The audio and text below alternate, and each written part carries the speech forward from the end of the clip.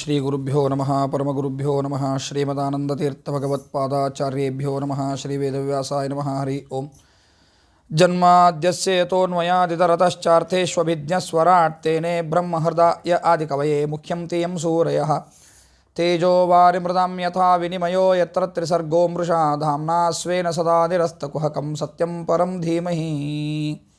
ಶೌನಕ ಉವಾಚ ದೀರ್ಘತೆ ನಾರದೇ ಸೂತ ಭಗವಾನ್ ಬಾದರಾಯಣಃ ಶ್ರುತವಾಂಸ್ತದಭಿಪ್ರೇತಂ ತತಃ ಕಿಂ ಅಕರೋದ್ವಿಭುಃ. ಶೌನಕರು ಮತ್ತೆ ಪ್ರಶ್ನೆಯನ್ನು ಮಾಡ್ತಾ ಇದ್ದಾರೆ ಸೂತಾಚಾರ್ಯರಿಗೆ. ಸ್ವಾಮಿ, ನಾರದರು ಹೋದ ಮೇಲೆ ಅನಂತರದಲ್ಲಿ ಭಗವಾನ್ ವೇದವ್ಯಾಸದೇವರು ಏನು ಮಾಡಿದರು ಅದನ್ನೆಲ್ಲ ತಿಳಿಬೇಕು ಅಂತ ಆಸೆ ಇದೆ, ಅದನ್ನು ನಮಗೆ ಹೇಳಿ ಎಂಬುದಾಗಿ ಹೇಳಿದಾಗ ಶ್ರೀ ಸೂತ ಉವಾಚ, ಸೂತಾಚಾರ್ಯರು ಹೇಳಲಿಕ್ಕೆ ಪ್ರಾರಂಭ ಮಾಡ್ತಾರೆ. ಬ್ರಹ್ಮನದ್ಯಾಃ ಸರಸ್ವತ್ಯಾಃ ಆಶ್ರಮ ಪಶ್ಚಿಮೇ ತಟೆ ಶಮ್ಯಾಪ್ರಾಸ ಇತಿ ಪ್ರೋಕ್ತಃ ಋಷೀಣಾಂ ಸತ್ರವರ್ಧನಃ. ಸರಸ್ವತಿ ನದಿಯ ಪಶ್ಚಿಮ ದಿಕ್ಕಿನೊಳಗೆ ಶಮ್ಯಾಪ್ರಾಸ ಅಂತ ಒಂದು ಸುಂದರವಾಗಿರತಕ್ಕಂತಹ ಆಶ್ರಮ ಇದೆ.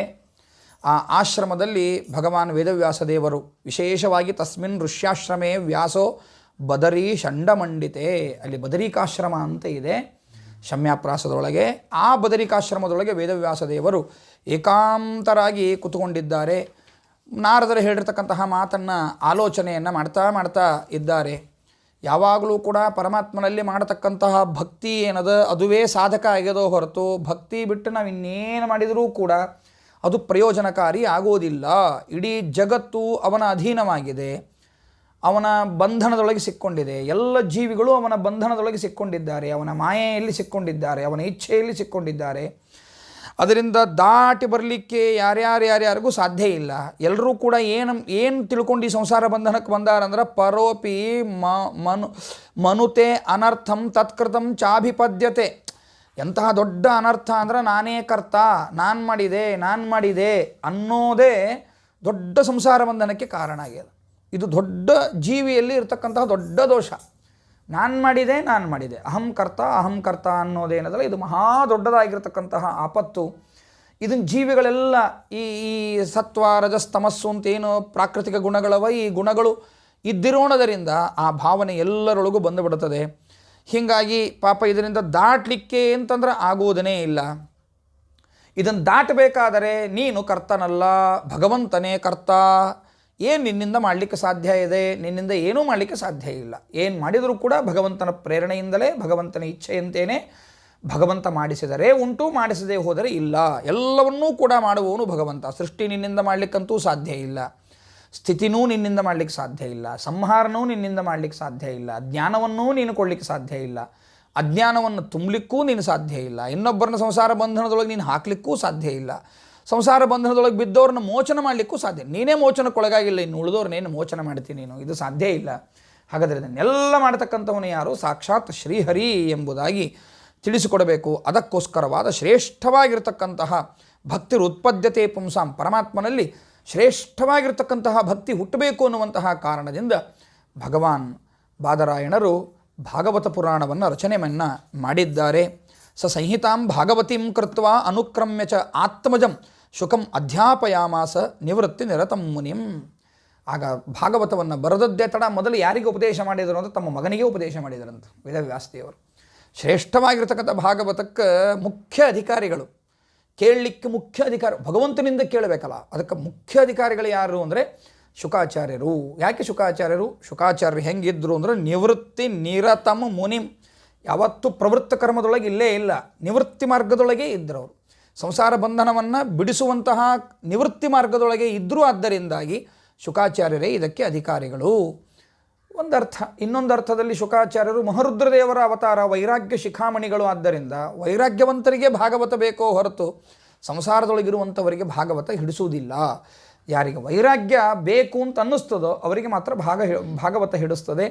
ಪರಮ ವೈರಾಗ್ಯ ಶಿಖಾಮಣಿಗಳಾದ ಮಹರುದ್ರದೇವರು, ಆದ್ದರಿಂದ ಅವರು ಅಧಿಕಾರಿಗಳು.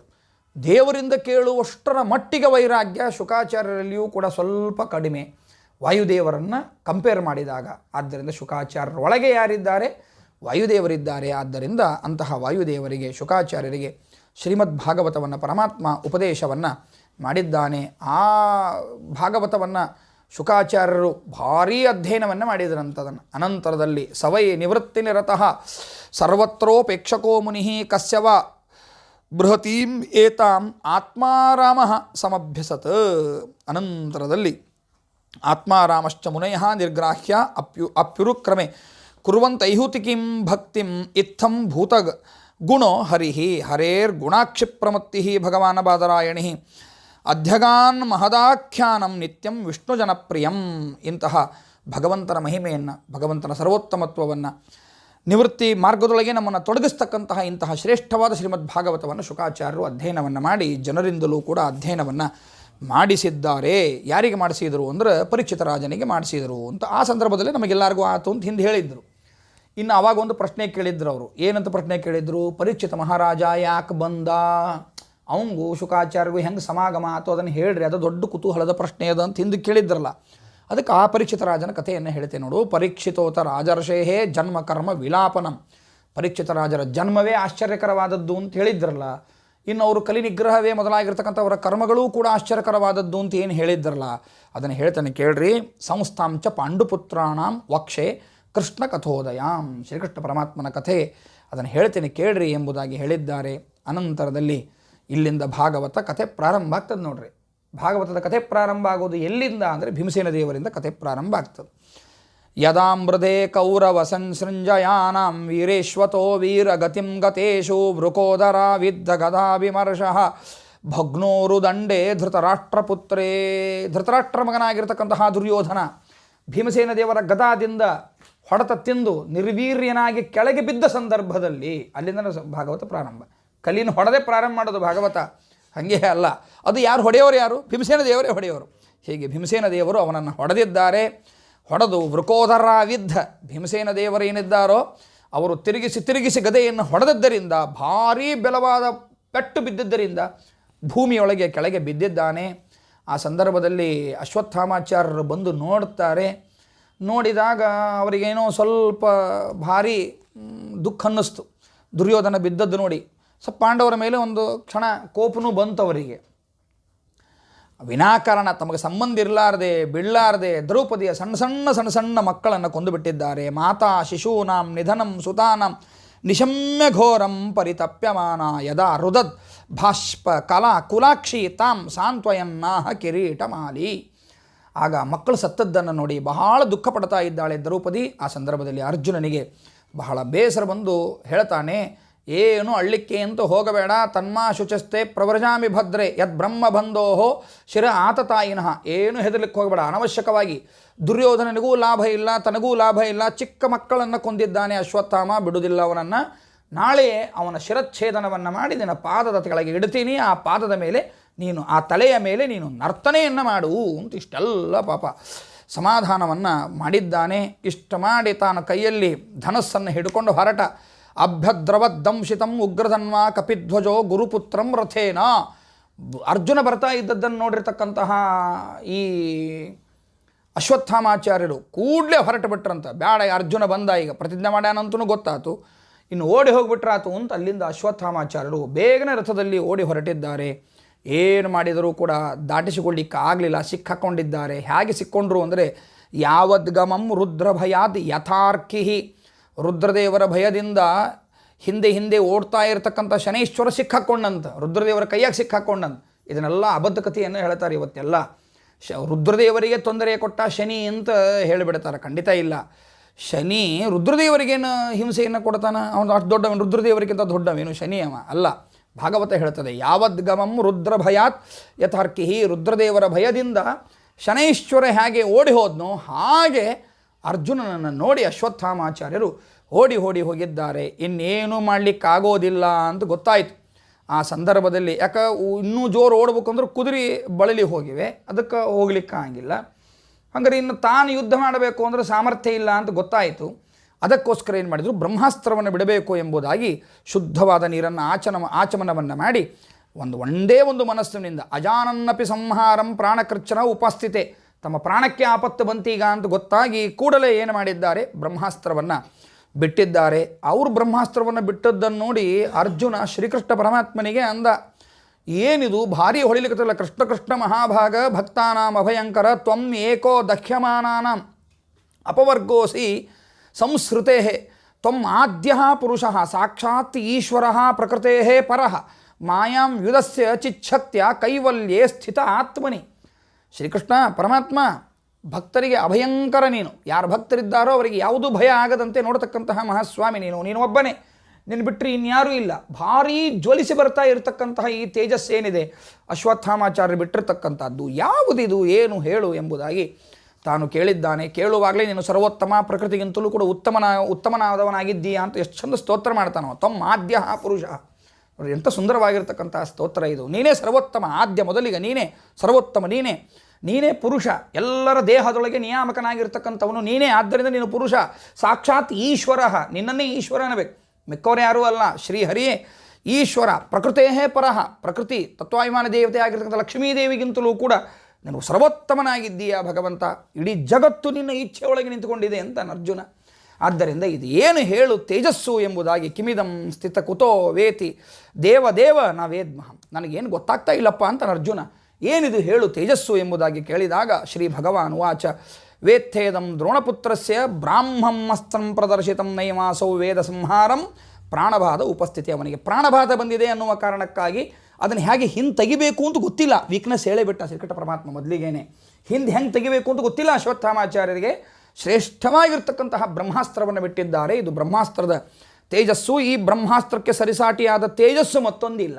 ಆದ್ದರಿಂದಾಗಿ ಬ್ರಹ್ಮಾಸ್ತ್ರಕ್ಕೆ ಮತ್ತೊಂದು ತಿರುಗಾ ಬ್ರಹ್ಮಾಸ್ತ್ರವನ್ನೇ ಬಿಡಬೇಕು, ಕೂಡಲೇ ಬ್ರಹ್ಮಾಸ್ತ್ರವನ್ನು ಬಿಡು ಎಂಬುದಾಗಿ ಶ್ರೀಕೃಷ್ಣ ಪರಮಾತ್ಮ ಹೇಳಿದ್ದಾನೆ. ಆಗಲಿ ಅಂತ ಅರ್ಜುನನು ಕೂಡ ಬ್ರಹ್ಮಾಸ್ತ್ರವನ್ನು ಬಿಟ್ಟಿದ್ದಾನೆ. ಬಿಟ್ಟಿರ್ತಕ್ಕಂತಹ ಸಂದರ್ಭದಲ್ಲಿ ಉಗ್ರವಾಗಿರ್ತಕ್ಕಂಥ ಎರಡೂ ಬ್ರಹ್ಮಾಸ್ತ್ರಗಳು ಒಟ್ಟಿಗೆ ಸೇರಿದರೆ ಏನು ಹಣೆ ಬಾರಾಗಬೇಕು. ಪ್ರಜೆಗಳೆಲ್ಲ ಪಾಪ ಬಹಳ ಒದ್ದಾಡ್ತಾ ಇದ್ದಾರೆ. ದೃಷ್ಟಾಸ್ತ್ರ ತೇಜಸ್ತು ತ್ರಯಸ್ತ್ರಿಲೋಂಕಾನ್ ಮೂರು ಲೋಕಗಳನ್ನು ಸುಟ್ಟು ಬಿಡ್ತಿತ್ತಂಥದ್ದು. ಅಕಸ್ಮಾತ್ ಎರಡೂ ಸೇರಿಬಿಟ್ಟಿದ್ದರೆ ಮೂರು ಲೋಕಗಳೇ ಸುಟ್ಟು ಹೋಗಬೇಕು.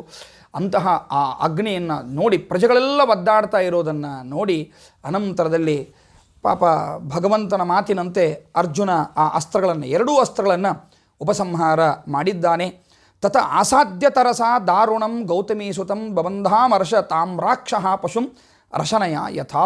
ಆ ಸಂದರ್ಭದಲ್ಲಿ ಕೃಪಿಯ ಮಗನಾಗಿರ್ತಕ್ಕಂಥ ಅಶ್ವತ್ಥಾಮಾಚಾರ್ಯರನ್ನು ಅತ್ಯಂತ ವೇಗದಿಂದ ಹೋಗಿ ಸಿಟ್ಟಿನಿಂದ ಹಗ್ಗಗಳನ್ನು ತಗೊಂಡು ದನ ಕಟ್ಟುವಂತೆ ಅಶ್ವತ್ಥಾಮಾಚಾರ್ಯರನ್ನು ಅರ್ಜುನ ಕಟ್ಟಿದ್ದಾನೆ. ಆಗ ಕರ್ಕೊಂಡು ಬಂದು ನೇರವಾಗಿ ಆ ಸಂದರ್ಭದಲ್ಲಿ ಶ್ರೀಕೃಷ್ಣ ಪರಮಾತ್ಮ ಭಾಳ ಸಿಟ್ಟು ಬಂತಂತೆ. ಆ ಅಶ್ವತ್ಥಾಮಾಚಾರ್ಯರನ್ನು ಕಟ್ಟಿ ಹಿಡಿದಾಗ ಸಿಟ್ಟು ಬಂದು ಕೃಷ್ಣ ಹೇಳ್ತಾನೆ, ಮೈನಂ ಪಾರ್ಥಾರ್ಹಸಿ ತ್ರಾತುಂ ಬ್ರಹ್ಮಬಂಧುಂ ಇಮಂ ಜಹಿ ಯೋಸೌವಾನಾಗಸಹ ಸುಪ್ತಾನ್ ಅವಧೀನ್ ನಿಶಿ ಬಾಲಕಾನ್. ರಾತ್ರಿಯಲ್ಲಿ ಮಲಗಿರುವಂತಹ ಬಾಲಕರನ್ನು ತನಗೂ ಲಾಭ ಇಲ್ಲದೆ ದುರ್ಯೋಧನಿಗೂ ಲಾಭ ಇರದೆ ಇರತಕ್ಕಂತಹ ಕೆಲಸವನ್ನು ಇವನು ಮಾಡಿದ್ದಾನೆ, ಸುಮ್ಮನೆ ಬಿಡಬೇಡ ಇವನನ್ನು ಅಂತ ಶ್ರೀಕೃಷ್ಣ ಪರಮಾತ್ಮ ಹೇಳಿದ್ದಾನೆ. ಯಾರನ್ನು ಸುಮ್ಮನೆ ಬಿಡಬಾರದು ಅಂತ ಧರ್ಮಶಾಸ್ತ್ರ ಹೇಳ್ತದಂತ ಕೃಷ್ಣ ಧರ್ಮಶಾಸ್ತ್ರ ಹೇಳ್ತಾನೆ. ಮತ್ತಂ ಪ್ರಮತ್ತಂ ಉನ್ನಮತ್ತಂ ಸುಪ್ತಂ ಬಾಲಂ ಸ್ತ್ರೀಯಂ ಜಡಂ ಪ್ರಪನ್ನಂ ವಿರಥಂ ಭೀತಂ ನ ರಿಪುಂ ಹಂತಿ ಧರ್ಮವಿತ್. ಇವ್ರನ್ನ ಯಾರನ್ನೂ ಕೊಲ್ಲಬಾರದು ಅಂತ, ಹೆಣ್ಮಕ್ಳನ್ನು ಕೊಲ್ಲಬಾರದು, ಹುಚ್ಚರನ್ನು ಕೊಲ್ಲಬಾರದು. ಮತ್ತರು ಉನ್ಮತ್ತರು ಪ್ರಮತ್ತರು ಅಂತ ಏನಿರ್ತಾರೆ, ಮದ್ಯಪಾನ ಮಾಡಿದವರು, ಹುಚ್ಚಿಡಿದವರು, ಬುದ್ಧಿಗೇಡಿಗಳು, ಬಾಲಕರು, ಮಲಗಿದವರು, ಇಂಥವ್ರೇನು ಬಾಲಕರು ಇಂಥವ್ರೇನಿದ್ದಾರೋ ಇವರು ಯಾರ್ಯಾರನ್ನು ಕೂಡ ಕೊಲ್ಲಬಾರದು. ಕೊಂದರೆ ಮಹಾಪಾಪ. ಇಂಥವ್ರನ್ನ ಯಾರು ಕೊಲ್ತಾರೋ ಅವ್ರನ್ನ ಉಳಿಸಬಾರದು. ಈ ರೀತಿಯಾದ ಜನಗಳನ್ನು ಯಾರು ಹತ್ಯೆ ಮಾಡ್ತಾರೋ ಅವರನ್ನು ಉಳಿಸಬಾರದು, ಅವರನ್ನು ಕೊಂದು ಹಾಕಿಬಿಡಬೇಕು. ಅದಕ್ಕೆ ಪಾಪ ಬರುವುದಿಲ್ಲ. ಆದ್ದರಿಂದ ಅವರನ್ನು ಕೊಂದು ಹಾಕಿಬಿಡು, ಬಿಡಬೇಡ, ಶಿಕ್ಷೆ ಕೊಡು ಎಂಬುದಾಗಿ ಹೇಳಿದ. ಅಷ್ಟಾದರೂ ಕೂಡ ಪಾಪ ಅವನಿಗೆ ಕೊಲ್ಲಿಕ್ಕೆ ಮನಸ್ಸಾಗವಲ್ತಾಗಿತ್ತಂತ ಅರ್ಜುನನಿಗೆ. ಶ್ರೀಕೃಷ್ಣ ಪರಮಾತ್ಮ ಶಿಕ್ಷೆ ಕೊಡು ಅಂತ ಹೇಳಿಕತ್ತಾನ, ಆದರೂ ಮನಸ್ಸಾಗವಲ್ತು ಅರ್ಜುನನಿಗೆ. ಎಷ್ಟು ಸತ್ವ ಬುದ್ಧಿ ನೋಡ್ರಿ ಅರ್ಜುನಂದು ಪಾಪ. ಬ್ರಾಹ್ಮಣ ಹೆಂಗೆ ಕೊಲ್ಲಿ ಅಂತ ಯೋಚನೆಯನ್ನು ಮಾಡ್ತಾ ಇದ್ದಾನೆ. ಆಗ ಶ್ರೀಕೃಷ್ಣ ಪರಮಾತ್ಮ ಹೇಳ್ತಾನೆ, ಯೋಚನೆ ಮಾಡಲಿಕ್ಕೆ ಹೋಗಬೇಡ, ನೀನೇ ಒಂದು ಪ್ರತಿಜ್ಞೆಯನ್ನು ಮಾಡಿದ್ದಿ ದ್ರೌಪದಿಗೆ. ಆಹರಿಷ್ಯೆ ಶಿರಸ್ತಸ್ಯ ಯಸ್ತೆ ಮಾನಿನಿ ಪುತ್ರ. ಎಲೆ ದ್ರೌಪದಿ ದೇವಿಯೇ, ಅವನ ಶಿರವನ್ನು ತೆಗೆದು ನಿನಗೆ ಹಾಕ್ತೇನೆ ಅಂತ ಹೇಳಿದ್ದಿ. ಆ ಮಾತು ಉಳಿಸ್ಕೊಳ್ಳಿಕ್ಕಾದರೂ ಅವನಿಗೆ ಶಿಕ್ಷೆಯನ್ನು ಕೊಡು, ಬಿಡಬೇಡ ಅಂತ ಶ್ರೀಕೃಷ್ಣ ಪರಮಾತ್ಮ ಕೆಂಪುಗಣ್ಣು ಮಾಡಿ ಹೇಳಿದ್ದಾನೆ. ಆದರೂ ಕೂಡ ಅರ್ಜುನ ಅವನನ್ನು ಕೊಲ್ಲುವಂತಹ ಮನಸ್ಸನ್ನು ಮಾಡಲಿಲ್ಲ.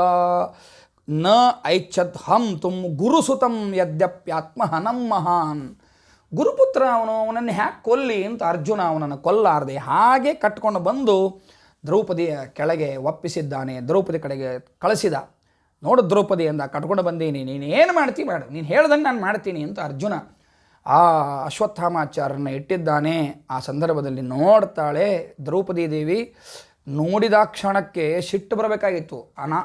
ಅನವಶ್ಯಕವಾಗಿ ನನ್ನ ಚಿಕ್ಕ ಮಕ್ಕಳನ್ನು ಕೊಂದವನು ಇವನು ಅಂತ ಸಿಟ್ಟಿಗೆ ಬರಬೇಕಾಗಿತ್ತು, ರೋಷ ಹೆಚ್ಚಾಗಬೇಕಾಗಿತ್ತು. ಪಾಪ ಹಾಗಾಗಲಾರದೆ ಅಂತಾಳಂತೆ, ವಾಮಸ್ವಭಾವ ಕೃಪಯ ನನಾಮ. ಅಶ್ವತ್ಥಾಮಾಚಾರ ಬಂದ್ಕೊಂಡು ನಮಸ್ಕಾರ ಹಾಕಿಬಿಟ್ಲಂತೆ ತಾಯಿ ದ್ರೌಪದಿ ದೇವಿ. ನೋಡ್ರಿ ಎಂತಹ ಉತ್ತಮವಾಗಿರ್ತಕ್ಕಂತಹ ಸತ್ವಗುಣ ಆ ಮಹಾತಾಯಿಯಲ್ಲಿ. ತನ್ನ ಮಕ್ಕಳನ್ನು ಕೊಂದವರು ಬಂದಾಗ ಸಾಷ್ಟಾಂಗ ನಮಸ್ಕಾರವನ್ನು ಹಾಕ್ತಾಳೆ ದ್ರೌಪದಿ ದೇವಿ. ಅಂದರೆ ಎಂತಹ ಗುಣ ದ್ರೌಪದಿ ದೇವಿ ಇದು. ವಾಮಸ್ವಭಾವ ಕೃಪಯ ನನಾಮ, ಸಾಷ್ಟಾಂಗ ನಮಸ್ಕಾರವನ್ನು ಮಾಡಿದ್ದಾಳೆ. ಸಾಷ್ಟಾಂಗ ನಮಸ್ಕಾರ ಅಂದರೆ ಹೆಣ್ಮಗಳಾಗಿ ಹೆಂಗೆ ಸಾಷ್ಟಾಂಗ ನಮಸ್ಕಾರ ಅನ್ನಬೇಡ್ರಿ, ಆಕೆ ಪಂಚಾಂಗ ನಮಸ್ಕಾರ ಮಾಡಿದರೆ ಅದು ಸಾಷ್ಟಾಂಗ ನಮಸ್ಕಾರ ಇದ್ದಂಗೆ. ಹೆಣ್ಮಕ್ಳಿಗೆ ಉಚಿತವಾದ ನಮಸ್ಕಾರ ಅಂತ ಅರ್ಥ. ಭಕ್ತಿಯಿಂದ ನಮಸ್ಕಾರವನ್ನು ಮಾಡಿ ಹೇಳ್ತಾಳೆ, ಬೇಡಪ್ಪ ಬೇಡ, ಬಂಧನಕ್ಕೆ ಹಾಕ್ಲಿಕ್ಕೆ ಹೋಗಬೇಡ, ಈ ಬಂಧನ ಕಟ್ಟಿದ ಬಂಧನವನ್ನು ಬಿಟ್ಟುಬಿಡು. ಪಶುಗಳನ್ನು ಕಟ್ಟಿದಂಗೆ ಹಗ್ಗದಿಂದ ಕಟ್ಟಿಲ್ಲ ಒಬ್ಬ ಬ್ರಾಹ್ಮಣ ಕುಮಾರನನ್ನು, ಅದು ಒಬ್ಬ ಗುರುಪುತ್ರನನ್ನು, ಬೇಡಪ್ಪ ಬಿಟ್ಟುಬಿಡು. ಮುಚ್ಚತಾಮೇಶ ಬ್ರಾಹ್ಮಣೋ ನಿತರಾಂ ಗುರುಹು. ಬ್ರಾಹ್ಮಣನೇ ಅವನು ನಮಗೆ ಗುರು ಆಗಿದ್ದಾನೆ, ಆದ್ದರಿಂದ ಅವನನ್ನು ಹೀಗೆ ಕಟ್ಟಬಾರದಪ್ಪ. ಎರಡನೇದ್ದು, ಇವರ ತಂದೆಯಿಂದಲೇ ನೀವೆಲ್ಲ ಅಧ್ಯಯನವನ್ನು ಮಾಡಿದ್ದು. ನಿಮಗೆ ಅಧ್ಯಯನ ಮಾಡಿಸಿದ್ದು ಯಾರು? ಇವ್ರ ತಂದೆಯೇ. ಅಂತಹ ಒಬ್ಬ ಗುರುಪುತ್ರನೇ, ಗುರುವಿನ ಸನ್ನಿಧಾನ ಗುರುಪುತ್ರನೊಳಗೆ ಇರ್ತದೆ. ಗುರುವದ್ ಗುರುಪುತ್ರಸ್ಯ ಅಂತ. ಆತ್ಮಾವೈ ಪುತ್ರನಾಮಾಸಿ ಅಂತ ವೇದ ಹೇಳ್ತದೆ. ಆದ್ದರಿಂದಾಗಿ ಯಾರು ತಂದೆಯಿಂದನೇ ಉಪಕೃತರಾಗಿ ಇರೋ ಅಂಥವರ ಮಗ ಈಗೇನೋ ತಪ್ಪು ಮಾಡಿದ ಅನ್ನೋ ಕಾರಣಕ್ಕೆ ಅವನಿಗೆ ಶಿಕ್ಷೆ ಕೊಟ್ಬಿಟ್ರೆ ನೀವು ಗುರುವಿಗೆ ಶಿಕ್ಷೆ ಕೊಟ್ಟಂತೆ ಆಗ್ತದೆ. ಆದ್ದರಿಂದ ಬೇಡ. ಮತ್ತೊಂದು ಹೇಳಬೇಕು ಅಂದರೆ, ಸಯೇಷ ಭಗವಾನ್ ದ್ರೋಣ ಪ್ರಜಾರೂಪೇಣ ವರ್ತತೆ. ಆತ್ಮಾವೇ ಪುತ್ರನಾಮಾಸಿ, ನನ್ನ ಅಂಶ ನನ್ನ ಮಗನೊಳಗಿರ್ತದೆ. ಆದ್ದರಿಂದಾಗಿ ಹಾಗೆ ಇಲ್ಲಿ ದ್ರೋಣಾಚಾರ್ಯರ ಅಂಶವೇ ಅಶ್ವತ್ಥಾಮಾಚಾರ್ಯ. ಆದ್ದರಿಂದ ಅಶ್ವತ್ಥಾಮಾಚಾರ್ಯನ ಕೊಂದರೆ ಅಶ್ವತ್ಥಾಮಾಚಾರ್ಯ ಶಿಕ್ಷೆ ಕೊಟ್ಟರೆ ಅದು ಯಾರಿಗೆ ಶಿಕ್ಷೆ ಕೊಟ್ಟಂತೆ? ದ್ರೋಣಾಚಾರ್ಯರಿಗೆ ಕೊಟ್ಟಂತೆ. ಆದ್ದರಿಂದ ದಯವಿಟ್ಟು ಹಾಗೆ ಮಾಡಬೇಡ. ಪಾಪ ಆ ತಾಯಿ ನೋಡಿ ಹೆಂಗಿದ್ದಾಳಕ್ಕೆ ಅಂತಾರೆ ಆ ಕೃಪಿ. ನ ಅನ್ವಗಾತ್ ವೀರಸೂಹು ಕೃಪಿ. ಆ್ಯಕ್ಚುಲಿ ಸಹಗಮನಕ್ಕೆ ಹೋಗ್ತಿದ್ಲು ಆ ತಾಯಿ, ಪತಿಯನ್ನೇ ಪ್ರತ್ಯಕ್ಷ ದೈವ ಅಂತ ತಿಳಿದ ಪುಣ್ಯಾತ್ಮಳು ಕೃಪಿ. ಆದರೆ ಹೋಗಿಲ್ಲ. ಯಾಕೆ? ಈ ಮಗನ ಮೇಲಿನ ಮೋಹದಿಂದ ಹೋಗಿಲ್ಲ. ಅಶ್ವತ್ಥಾಮಾಚಾರ್ಯರು ಇದ್ದಾರೆ ಎನ್ನುವ ಕಾರಣಕ್ಕಾಗಿ ಹೋಗಿಲ್ಲ. ಆದ್ದರಿಂದಾಗಿ ಯಾರ ಸಲುವಾಗಿ ಗುರುಪತ್ನಿಯ ಮೇಲೆ ಭಕ್ತಿ ನಿನಗಿದ್ದರೆ ಬಿಟ್ಬಿಡು, ಗುರುಗಳ ಮೇಲೆ ಭಕ್ತಿ ಇದ್ದರೆ ಬಿಟ್ಬಿಡು, ಬ್ರಾಹ್ಮಣನಾದ್ದರಿಂದ ಬಿಟ್ಬಿಡು. ನೋಡಿರಿ, ಇಷ್ಟೆಲ್ಲ ಬಿಡಲಿಕ್ಕೆ ಕಾರಣ ಹೇಳಲಿಕ್ಕೆ ತಾಯಿ. ಇದನ್ನು ಹೇಳಿದಾಗ ಶ್ರೀಕೃಷ್ಣ ಪರಮಾತ್ಮನಿಗೆ ಬಹಳ ಸಂತೋಷವಾಗಿದೆ. ಕೃಷ್ಣ ಹೇಳಿದ ಆಗಲಿ ಬಹಳ ಸಂತೋಷ ಅಂತ. ಎಲ್ಲರೂ ಹೀಗೆ ಹೇಳ್ತಾ ಇರುವಂತಹ ನಕುಲನು ಹಾಗೆ ಹೇಳಿದ, ಸಹದೇವನು ಹಾಗೆ ಹೇಳಿದ, ಸಾತ್ವಿಕನು ಹಾಗೆ ಹೇಳಿದ, ಎಲ್ಲರೂ ಕೂಡ ಹಾಗೆ. ನಕುಲಃ ಸಹದೇವಶ್ಚ ಯುಧಾನೋ ಧನಂಜಯ ಭಗವಾನ್ ದೇವಕೀ ಪುತ್ರೋ ಏಚಾನ್ಯೇ ಯಾಶ್ಚಯೋಷಿತ. ಎಲ್ಲರೂ ಎಸ್ ಅಂದರು. ದ್ರೌಪದಿ ಮಾತು ಕರೆಕ್ಟ್ ಅದ ಅಂದರು. ಆ ಸಂದರ್ಭದಲ್ಲಿ ಭೀಮಸೇನ ದೇವರು ಮಾತ್ರ ಎದ್ದು ನಿಂತರು, ವಿರುದ್ಧವಾಗಿ ಎದ್ದು ನಿಂತರು. ದ್ರೌಪದಿಯ ವಿರುದ್ಧ ಸ್ಟೇಟ್ಮೆಂಟ್ ಭೀಮಸೇನ ದೇವರದು. ತತ್ರಾಮಹಾರ್ ವರ್ಷಿತೋ ಭೀಮಃ ತಸ್ಯ ಶ್ರೇಯಾನ್ ವಧ ಸ್ಮೃತಃ ನ ಭರ್ತುನ್ನಾತ್ಮನಶ್ಚಾರ್ಥೆ ಯೋ ಅಹನ್ ಸುಪ್ತಾನ್ ಶಿಶೂನ್ ವ್ರಥ.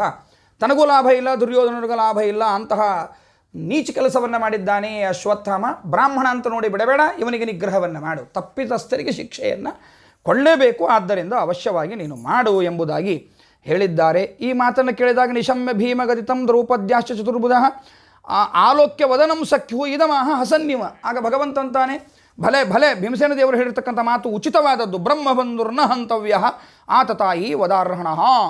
ಎರಡು ಸಿದ್ಧಾಂತ ನಂದೇ ಅಂತಾನ. ದ್ರೌಪದಿ ಹೇಳಿದ ಸಿದ್ಧಾಂತವೂ ನಂದೆ, ಭೀಮಸೇನ ದೇವರು ಹೇಳಿದ ಸಿದ್ಧಾಂತವೂ ನಂದೆ. ನೋಡು, ಯೋಚನೆ ಮಾಡು, ನನಗೆ ಪ್ರಿಯವಾಗಿರ್ತಕ್ಕಂತಹ ಕೆಲಸವನ್ನು ಮಾಡು ಎಂಬುದಾಗಿ ಹೇಳಿದಾಗ, ಪ್ರಿಯಂಚ ಭೀಮಸೇನಸ್ಯ ಪಾಂಚಾಲ್ಯ ಮಹ್ಯಮೇವಚ. ನೋಡಿ, ಶ್ರೀಕೃಷ್ಣ ಪರಮಾತ್ಮನ ಮಾತು ಎಷ್ಟು ದ್ವಂದ್ವ. ಭೀಮಸೇನ ದೇವರ ಮಾತು ಕರೆಕ್ಟೇ, ಅದರಂತೆ ನಡಿಬೇಕು. ದ್ರೌಪದಿ ಮಾತು ಕರೆಕ್ಟೇ, ಅದರಂತೆ ನೀವು ನಡಿಬೇಕು. ನನ್ನ ಮಾತು ಕರೆಕ್ಟ್, ಅದರಂತೆ ನಡಿಬೇಕು. ನನಗೆ ಪ್ರಿಯವಾದದ್ದನ್ನು ಮಾಡಿ. ಆಗ ಅರ್ಜುನ ಬಹಳ ಆಲೋಚನೆಯನ್ನು ಮಾಡಿದ್ದಾನೆ. ಆಗಲಿ ಅಂತ ಹೇಳಿ, ಬ್ರಾಹ್ಮಣನ ಹತ್ಯೆ ಅಂದರೆ ಬೇರೆ ಏನೂ ಅಲ್ಲ. ಏನು ಮಾಡೋದು ಅಂದರೆ ಅವರಲ್ಲಿರ್ತಕ್ಕಂತಹ ವಸ್ತುಗಳನ್ನು ತಗೊಂಡ್ಬಿಟ್ರೆ ಸಾಕು, ಅದು ಅವರ ಹತ್ಯೆಗೆ ಸಮಾನವಾದದ್ದು. ಆದ್ದರಿಂದ ಶಿರೋರತ್ನವನ್ನು ತೆಗಿಬೇಕು ಅಂತ ಆ ಶಿರೋರತ್ನವನ್ನು ತೆಗೆದಿದ್ದಾನೆ. ಬಂಧನಂ ದ್ರವಿಣಾದಾನಂ ಸ್ಥಾನಾನ್ ನಿರ್ಯಾಪಣಂ ತಥಾ ಏಷ ಹಿ ಬ್ರಹ್ಮಬಂಧೂನಾಂ ವಧೋ ನಾನ್ಯೋಸ್ತಿ ದೈಹಿಕ. ಬ್ರಹ್ಮಬಂಧುಗಳಿಗೆ ಯಾವತ್ತೂ ಕೂಡ ದೈಹಿಕವಾದ ಹಿಂಸೆಯನ್ನು ಕೊಡತಕ್ಕಂಥದ್ದಲ್ಲ. ಅವರನ್ನು ಊರು ಬಿಟ್ಟು ಓಡಿಸೋದು, ಹಗ್ಗದಿಂದ ಕಟ್ಟೋದು, ಅಥವಾ ಅವರಲ್ಲಿರ್ತಕ್ಕಂಥ ಅಮೂಲ್ಯ ವಸ್ತುಗಳನ್ನು ಕಿತ್ಕೊಳ್ಳೋದು, ಹೀವೆಲ್ಲ ಮಾಡಿಬಿಟ್ರೆ ಸಾಕು, ನೀಚರಾದ ಬ್ರಾಹ್ಮಣರ ವಧೆ ಮಾಡಿದಂತೆ. ಆದ್ದರಿಂದ ಇಂತಹ ವಧೆಯನ್ನು ಮಾಡು ಅಂತನ್ನೋ ಅಭಿಪ್ರಾಯ ಕೃಷ್ಣಂದು ಅಂತ ಅಂದ್ಕೊಂಡು ಅರ್ಜುನ ಈ ರೀತಿಯಾಗಿ ಮಾಡಿದ ಅನ್ನುವಲ್ಲಿಗೆ ಈ 7ನೇ ಅಧ್ಯಾಯವನ್ನು ಮುಗಿಸಿದ್ದಾರೆ.